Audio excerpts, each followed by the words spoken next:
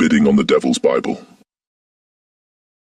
In late 2025, after centuries of controversy and political pressure, Sweden returned one of the most infamous books in human history to the Czech Republic, the Codex Gigas, known to many simply as the Devil's Bible.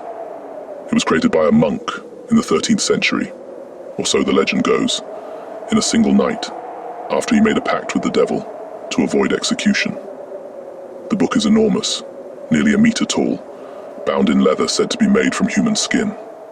But what makes it so notorious is the full-page illustration of Satan, seated, crowned, staring directly at the reader, too lifelike, too detailed, as if whoever drew it had seen him in person. The book had been taken during the 30 Years' War and kept in Stockholm since the 1600s. But after intense diplomatic negotiations, it was finally sent home to Prague, meant to be placed in a secure exhibit at the National Library. But that never happened. Within days of its return, a wealthy landowner named Wojtek Marek stepped forward. He claimed to have ancient deeds, family records, and monastery contracts proving that the Codex Gigas had once belonged to his ancestors. Before, it was stolen during a siege. Whether by legal loophole or something more sinister, Marek won ownership in court. And then he did something no one expected. He put the Devil's Bible on eBay. The starting bid was 1,666,000 Czech koruna, just over £54,000, or $66,600. The reserve price was hidden, but rumored to be nearly £500 million krona, around £20 million. The description was brief and strange. It read, "Original 13th century manuscript, private sale, not suitable for casual collectors. Once opened, it does not like to be closed." Photos accompanied the listing, including a high-resolution image of the devil's portrait. Those who looked too long at it online said it felt like the eyes followed them. One user said he could smell sulfur through the screen. Another claimed her phone froze for exactly 66 seconds after viewing the page. The listing went viral. It was shared across Reddit, YouTube, Twitter, or X, as it's now called, and dark web forums alike. And then, people began to bid. The first came from the Vatican.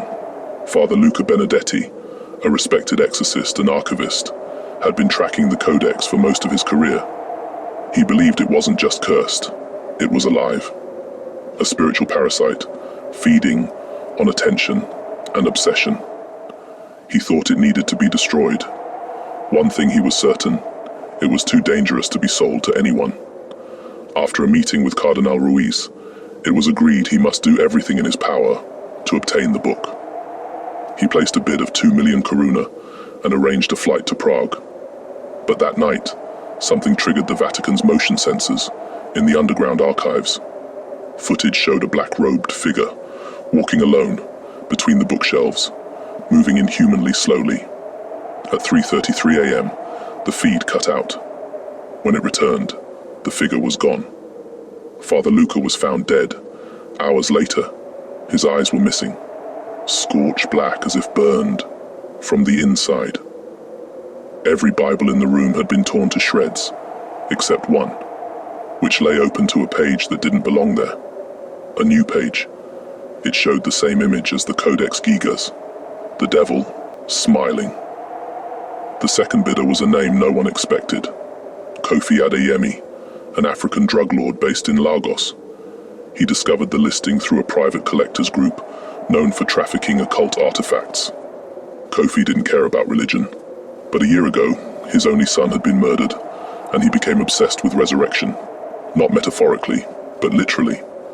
He believed the Devil's Bible contained forgotten rituals capable of restoring life to the dead. He placed a bid of 6.66 million koruna, then waited. His mansion was fortified, guards at every entrance, panic rooms, surveillance on every hallway. Yet that night, his staff reported hearing a child crying beneath the floorboards. Doors opened by themselves, mirrors cracked. Blood appeared in the swimming pool, not in the water, but floating just above it, like mist. At exactly 3:33 a.m., all the power in the compound went out. When it returned 66 seconds later, everyone inside was dead, except for Kofi. He was found in his son's bedroom, sitting on the edge of the bed, smiling. His face had been stretched wider than any humans could be, eyes rolled back, jaw dislocated. In his lap was a melted tablet showing the listing. The devil's portrait had been circled in blood. The third and final bidder was a German politician named Marlene Weiss. She was young, ambitious, and dangerously intelligent. Already an MEP, she was quietly preparing a run for Chancellor. To Marlene, the Codex Gigas wasn't spiritual or historical. It was symbolic. A dark artifact that could give her the edge. People fear what they don't understand. And fear, she believed, was power. She placed a bid of 13 million koruna. The next morning, her campaign manager was hospitalized after a stroke. Her husband filed for divorce. And her diary entries, which were leaked online, showed a dramatic change in her tone. On one page, she'd written only one sentence, over and over. He's inside the book. And now, he's inside me. She gave a public speech the next day, but never made it to the end. Halfway through, she began to speak in a deep guttural voice. Not German, not any known language, just low, rhythmic chanting. People in the crowd began fainting. One man claimed her shadow was moving in the opposite direction from her body. She collapsed on stage. When paramedics arrived, she was unresponsive, eyes pitch black, mouth filled with torn paper. Forensics later identified the paper fragments as part of a 13th century manuscript, though how they got there has never been explained. The auction ended at midnight on the 6th night. The reserve price had not been met. The listing disappeared.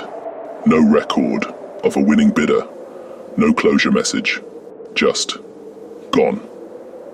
The following morning, Wojtek Marek, the man who had put the Devil's Bible on eBay, was found dead in his mansion. His skin had been removed and stitched to the ceiling in a perfect rectangle, the exact size and shape of the Codex Gigas. His body was arranged in a kneeling position, head bowed, facing a crude drawing of the devil's portrait, painted on the wall, in what appeared to be his own blood. His heart had been removed and placed on a silver tray beside the book. The Czech authorities moved quickly to seize the codex. They placed it in a high-security vault beneath the National Museum in Prague, in a climate-controlled room, protected by reinforced steel and multiple biometric locks. It has never been displayed to the public. Museum staff refuse to speak about it. But one rumor persists, that every Friday, at exactly 3:33 a.m., the camera feed in the archive goes black for 66 seconds. When it returns, nothing is out of place, except the book. The Codex Gigas always seems to have moved, just a little. Always turning slightly toward the door.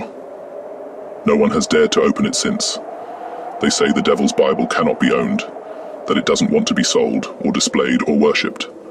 It wants something else, because in the end, maybe it wasn't us bidding on the book. Maybe the book was bidding on us. The end.